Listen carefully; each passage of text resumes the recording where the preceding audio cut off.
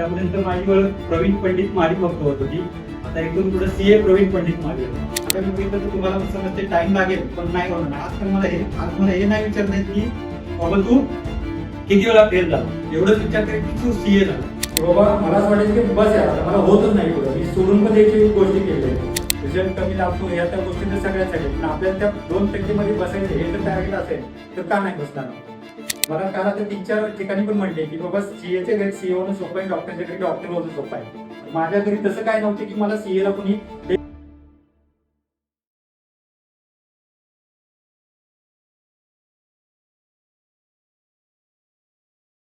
सर्व प्रोफेसर असलेल्यांना नमस्कार करतो.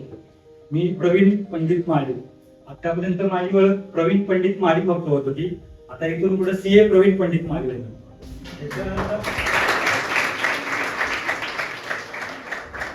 ही जी सीए डिग्री आहे ही बाकीच्यांसाठी फक्त डिग्री असेल, पण माझ्यासाठी हे स्वप्न होतं जे मी आता मिळवले.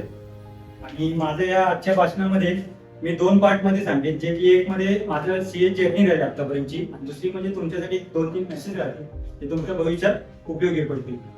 तर सीए जर्नी मध्ये मी असं काही नाही की बाबा हुशार होतो पहिल्यापासून, की पर्सेंटेज जास्त होतं. 10वी पर्यंत इंग्लिश स्कूल मध्ये होतो. 10वीला 58% पडले सेमी इंग्लिश मध्ये. त्यानंतर असं होतं की बाबा सगळेजण सायन्सला घेतात म्हणून आपण पण मी सायन्सला ऍडमिशन टाकलं. फॉर्म भरले, पहिली, दुसरी, तिसरी, चौथी मेरिट लागली, नाव काय आलं नाही. पुन्हा असं झालं की एकतर काही माहित नव्हतं की बाबा सायन्स पण का घेतोय. त्यावेळेस असं नव्हतं की हुशार होतो, समजत होतं पुढचं काय करायचं. त्यामध्ये मग ऍडमिशन घेतलं. पुन्हा 4थ्या लिस्ट पर्यंत वाट बघितली. 5व्या लिस्टचं वाट बघायच्या अगोदर पप्पांना म्हणलं की मला नाही घ्यायचंय, कारण मला माहित होतं की मला सायन्स मध्येच कसं तर पास झालो मी 10वी मध्ये. त्यानंतर मग पुढं सायन्सला घेणं म्हणजे थोडं हेच वाटत होतं, भीती वाटत होती अजून काय करणार पुढं काय. म्हटलं मग दुसरा ऑप्शन राहिला कॉमर्स. कॉमर्स मध्ये पण शेजारचा एक जण म्हटलं की बाबा तुला बँकेत जॉब लागतो कॉमर्स. त्या बँकेचं हे करून बाबा असं वाटलं की बँकेत तरी जॉब करू म्हणून त्यावेळेस मग झालं की बाबा कॉमर्स घे. 11वीत ऍडमिशन घेतलं. 11वीत पण जसं सर गौरी सर म्हणले अकाउंटिंग केला, वेटिंगवर 2-3 हे करून चौकशी करून काहीतरी करून ऍडमिशन कसं बसून मिळालं. इथं सेम असं बँकेवर बसलेली इथं जातो ऍडमिशनच्या वेळेस ऍडमिशन मिळालं. तिथनं माझी 11वी कॉमर्स साईडची जर्नी चालू झाली. त्यामध्ये मग पुढे जाता जाता जसं गोष्टी सर त्यावेळेस चॅप्टर वाईज टेस्ट घ्यायची. चॅप्टर वाईज टेस्ट मध्ये काय झालं की बाबा 20 पैकी पहिला 3 नंबर याने त्यांना पेन आणि गुलाब द्यायचे. त्या टेस्ट मध्ये काय झालं, मला पहिल्यांदा कुठल्या एका चॅप्टरला 19 पडले. 19 पडले आणि ती जे पुढे येऊन म्हणजे जागेवर पुढे येऊन जे गुलाब आणि पेन घ्यायचा होता ते मी पहिल्यांदा कधीतरी मी अनुभवला होता. आणि ते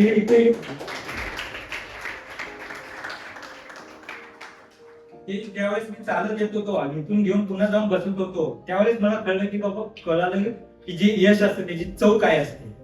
आणि त्यात तिथून माझा खरा इंटरेस्ट 11वी-12वी पासून चालू झाला की अभ्यास म्हणजे काय आहे. नाहीतर 10वी पर्यंत जे चालले ते म्हणजे फ्लोनुसार चालत होतो.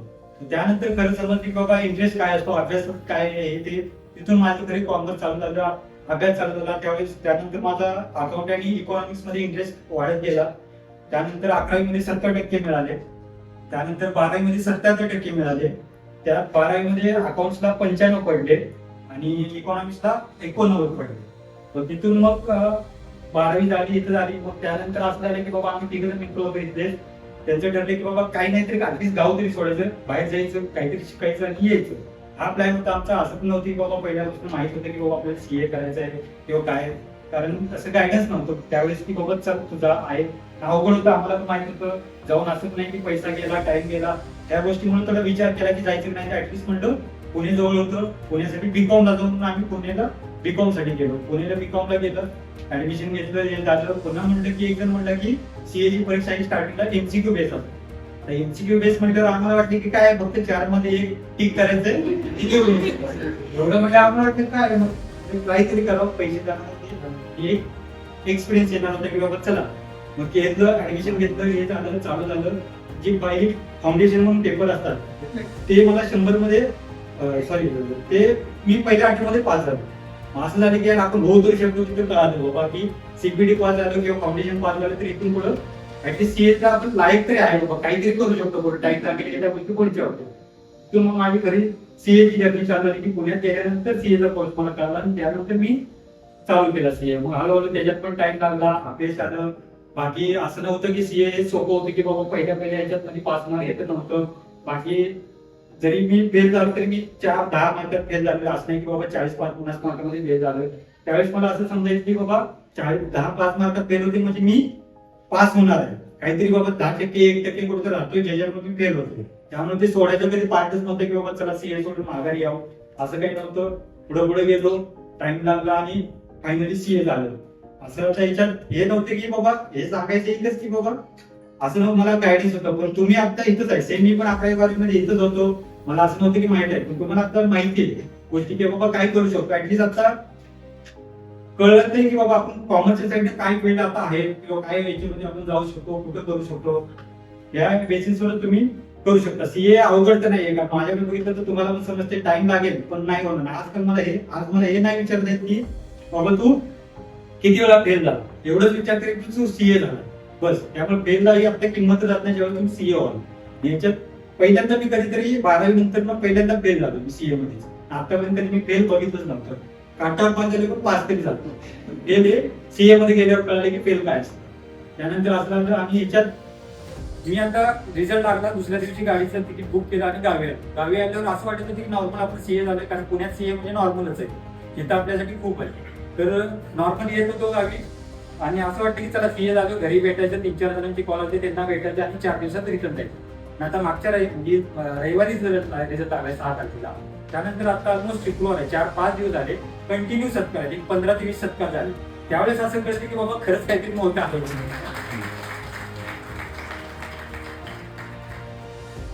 ही माझी टोटल आतापर्यंतची सीए जर्नी होती, ज्यात मला टर्निंग पॉईंट माझा हा टेस्ट आणि मला तिथं कळालं की बाबा 11वी कॉमर्स मध्ये की काहीतरी आपण इंटरेस्टिंग केलं तर त्याच्यात आपण पूर्ण देऊ शकतो.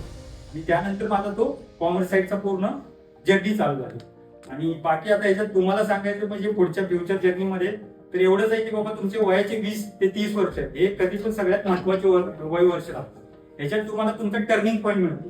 किंवा turning point in the sense कसं की बाबा तुम्ही 20 ते 30 वर्षामध्ये तुम्हाला एक चांगलं एज्युकेशन किंवा चांगलं पदवी मिळवून डिग्री मिळवून तुम्हाला जॉब लागणार जे 30 वर्षापर्यंत लागलंच पाहिजे, हे तुम्ही टार्गेट ठेवायला पाहिजे आतापासून. कारण 20 ते 30 वर्ष असा पिरियड आहे ज्यात ह्या 10 वर्षात तुम्ही जे कराल त्याचं पुढचं डिसाईड होते की बाबा त्यानंतर 30 वर्षानंतर तुम्ही काय करणार. त्यामुळं हे जे आहे ह्यामध्ये मग तुमचा अभ्यास आला, तुमचं घरचं वातावरण आलं किंवा तुम्ही सगळं तुम्ही कसं हे करता, अभ्यासात किती टाइम देताय, कुठला विषय कुठला आपला स्ट्रॉंग आहे त्याला किती कसं, हे सगळं प्लॅनिंग होतं. आजकाल असं आहे की 11वी-12वी मध्ये आपल्याला समजतं, फक्त आपण कधीच्या विचार नाही करत की बाबा आपल्याला काय असतं किंवा कसं अभ्यास असतं.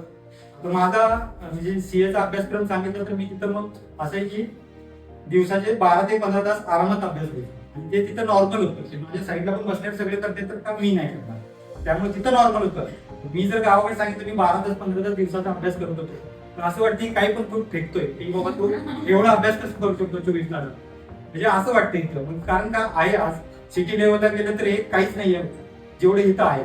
त्यामुळे हे पण आहे, ते लक्षात घ्या. त्यानंतर दुसरी गोष्ट, तुम्हाला घरची परिस्थिती बघून तुम्ही 12वी नंतर ट्राय करा की ऍटलीस्ट 1 वर्ष 2 वर्ष वॉटर जे काही तुम्ही डिग्री करणार जे काही ठरवले त्यासाठी तुम्ही बाहेर जावा. घरापासून एकदा बाहेर गेले की सगळ्यांचं म्हणजे घरच्यांसोबत जे काही बाहेर आपलं वातावरण आहे, कॉम्पिटिशन आहे, जे तुम्हाला ते समजेल.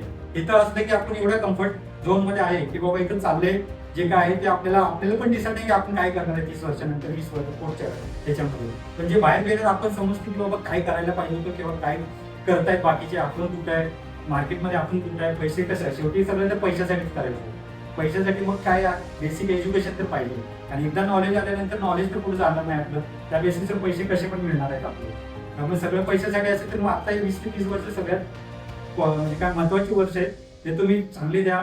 अकॅडमिक जे काय आहे ते तुम्ही चांगले करा, स्ट्रॉंग करा तुमचे जे काय अभ्यासक्रमातले विषय वगैरे. त्याच्या बेसिसवर तुम्ही डिग्री घ्या.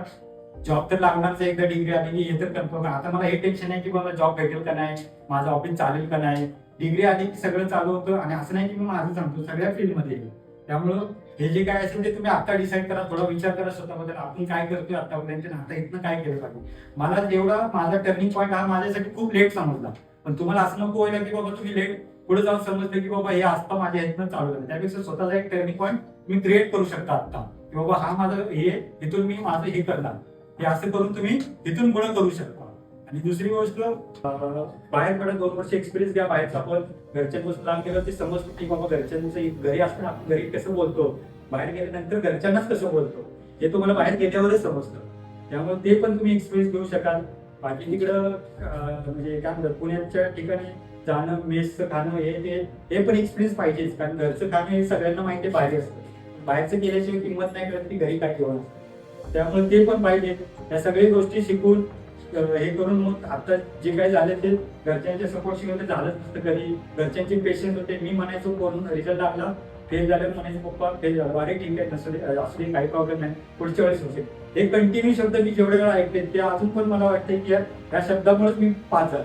नाहीतर असं नाही की ते असं म्हणले असते की यार फेल होतोय मग तू काहीतरी आता घरापासून लांब राहणं आणि घरच्यांसोबत विश्वास टिकून राहणं हे सगळ्यात खूप महत्वाचं आहे. कारण पुण्या साईडला किंवा बाहेर जाऊन गेला तर तुम्हाला अभ्यास सोडून 100 गोष्टी मिळतात जे तुम्हाला अभ्यासापासून डायव्हर्ट करतील की बाबा तुम्ही अभ्यास सोडून एवढ्या 100 गोष्टी करू शकता मित्रांनो. त्याच्यात जर आपण तिथे गेलोय कशासाठी हे जर लक्षात न ठेवता जर आपण काही गोष्टी केल्या तर मग काय मी 2 वर्षात पण रिटर्न आलो केलं. ह्या गोष्टी सगळ्या करून हे जर आपण ज्यासाठी जातोय ते तरी टार्गेट जर नसेल होत तर घरच्यांच्या विश्वासात घेऊन आपण दुसरं काही फील्ड चेंज करू शकतो.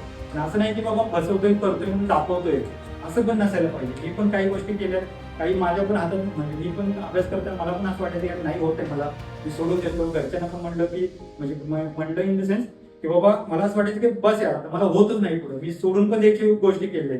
पण कसं आहे कधी कधी मी पण असं पण केले काही वेळेस एका पेपर अटेम्प्टच्या वेळेस की मी फक्त दाखवते की बाबा मी अभ्यास करतोय, फक्त मी करत नव्हतो. कारण मला माहिती आहे मी ज्यावेळेस पुस्तक घेऊन बसतोय त्यावेळेस मलाच माहित असते की मी अभ्यास करतोय का नाही करतोय. साईडच्याला माहित नसते की तुम्ही अभ्यास करताय का नाही. हे गोष्ट आपल्याला माहित पाहिजे की आपण करतोय का नाही. मी काय करायचो, माझा स्टडी डेस्क होता अभ्यास लायब्ररीमध्ये, तिथे मी गणपतीचा फोटो लावलेला. गणपतीचा फोटो असं नाही की मी दररोज पाया पडणार आहे. ते फोटोकडे बघून मी कधीतरी वाटत असं मी माझ्या त्या डेस्कवर बसून फसवतोय मला, मी गणपतीकडे बघून म्हणायचं की अरे ते फसवायसाठी तर नाही बसलो. त्या गोष्टी मी गणपतीचा फोटो तो त्याच्यासाठी होता माझा. असं तुम्ही काहीतरी गोष्टी करू शकता ज्यासाठी तुम्हाला कंट्रोलिंग फॅक्टर आहे की बाबा ह्या गोष्टीकडे बघून मला आठवते की मी ह्याच्यासाठी तर नाही बसलो. सो अशा गोष्टी काय ठरवा, स्वतःला ओळखून घ्या कम्प्लीट की बाबा आपण काय आहे, कसं आहे, कशात काय आहे. सो या सगळ्या गोष्टी करून तुम्ही सक्सेस तर सगळ्यालाच मिळणार आहे. ट्राय करताना ट्राय हे करावं लागणार आहे. ट्राय करण्यासाठी आपण स्टार्ट केलं पाहिजे. त्या स्टार्टला तुमची हे करून काय म्हणतात चालू केलं नाही का तर ते तुम्ही पूर्ण झोपून दिलं तर नाही होण्यासारखं तर कुठलीच गोष्ट नाही. आजकाल सगळे होत आहेत, रिझल्ट कमी लागतो ह्या त्या गोष्टी तर सगळ्याच आहेत. पण आपल्याला त्या 2% मध्ये बसायचं हे जर टार्गेट असेल तर का नाही बसणार. आणि बाकी ह्याच्यावर मग तुम्ही काय सीए जर्नी बद्दल काय असेल, सीए बद्दल काय असेल तर काय ते तुम्ही विचारू शकता नंतर कधी पण. पण सीए असं नका समजू की सीए होणारच नाही किंवा अवघड आहे म्हणून करायचंच नाही. आपल्याला सीए हे सोपं आहे, सिलेबस जास्त आहे समजू शकतो पण अवघड नाही. त्यामुळे केलं तर सगळं होतं. त्यामुळे मला पण की बाबा ट्राय करा, हॉटेल सीए करा, सीएस करा. कॉमर्स फील्डमध्ये अजून भरपूर अशा जागा आहेत ज्या तुम्ही करू शकता, मोठ्या पदात तुम्ही जाऊ शकता. आणि बाकी हेच सांगू शकतो की सगळ्यांना धन्यवाद. इथं मला भाषण करायची आणि सत्कार केल्यानंतर हे केलं. आणि हे माझं खरं सांगायचं तर हे माझं पहिलीपासूनच पहिलं भाषण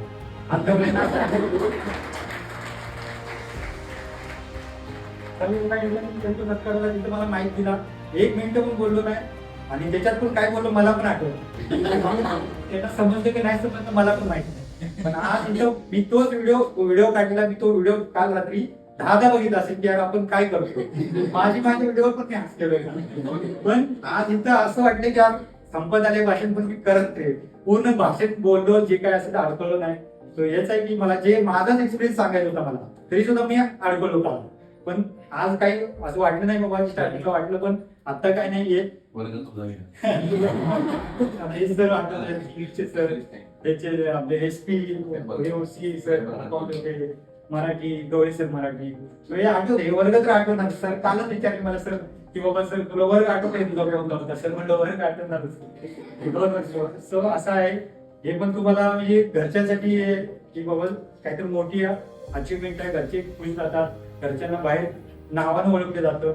सो असं हे आणि ह्याच्यात मला आता सगळ्या भाषेमध्ये एकच सांगतो शेवटला की मला काल आता 3-4 ठिकाणी पण म्हणले की बाबा सीएच्या घरी सीए होणं सोपं आहे, डॉक्टरच्या घरी डॉक्टर होणं सोपं आहे. माझ्या घरी तसं काय नव्हतं की मला सीएला कोणी हे केलं किंवा तसं पण नाही की बाबा मी कोणाला असं म्हणत नाही की बाबा तुला सांगितलं नाही किंवा काय. पण ते सोपं असतं ज्याच्या घरी ऑलरेडी आहे तसं. न नसलेल्या घरी होणं हे अवघड आहे, मला आत्ता खरं समजते की खरंच अवघड असतं. आणि बाकी तुम्हाला पण तेच आहे की तुम्ही इथनं पुढे प्लॅनिंग करा, तुमच्या अभ्यासाचं म्हणा, तुमच्या पुढच्या 20-30 वर्षाच्या जे काही जर्नी आहे त्याच्यामध्ये प्लॅनिंग करा आणि पुढचं तुमचं डिसाईड करून अकॅडमिक सक्सेस घ्या. जॉबचा पैशाचा विषय तुमचा तर नंतरचा पाहतो. धन्यवाद.